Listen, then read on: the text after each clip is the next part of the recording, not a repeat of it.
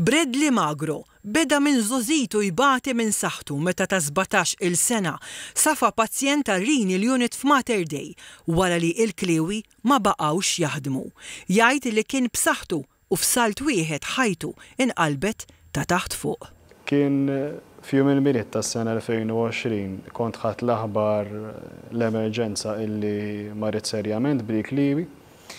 Sfortunatament tant kemm kont ħażin, ġifieri kelli bżonn nibda d-dialysis mill-ewwel, ġifieri.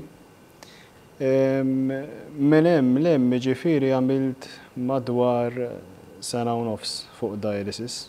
Bħal pazjenti oħra, Bradley xtaq jingħata trappjant ta' kilwa u kien missieru li grazzi għal kilwa li taħ reġaħa saħħtu lura. It-trappjant bidlet li ħajti b'ħafna modi. L-ewwel xogħol bil-fatt illi ma bqajtx bżonn id-dialysis. L-aptit ukoll mar ħafna l-aħjar, l-enerġija marret għall-aħjar ukoll.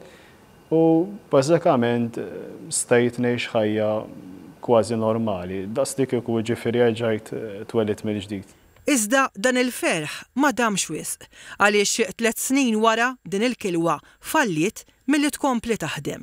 Kelli bżonn nerġa' nibda d-dialysis, però ġifieri qiegħed fuq il-waiting list nistenna ġifieri kilwa oħra u anke ġifieri qed tagħmel it-testijiet ommi biex jekk kellha inkun nista' nieħu kilwa mingħand ommi. Il-ġimgħa li għaddiet l-Għaqda Transplant Support Group Malta fakkret il-25 anniversarju tal-ħidma tagħha mal-pazjenti tar-renal unit u anki fil-kampanji tagħha għad-donazzjoni tal-organi.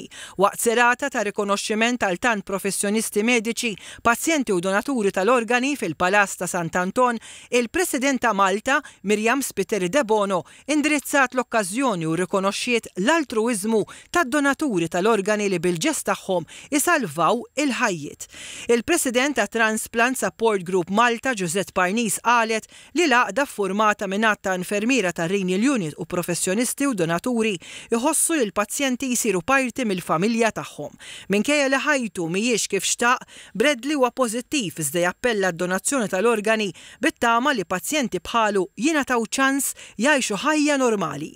Kull min irid isir donatur għandu jirreġistra fuq organdonation.gov.mt.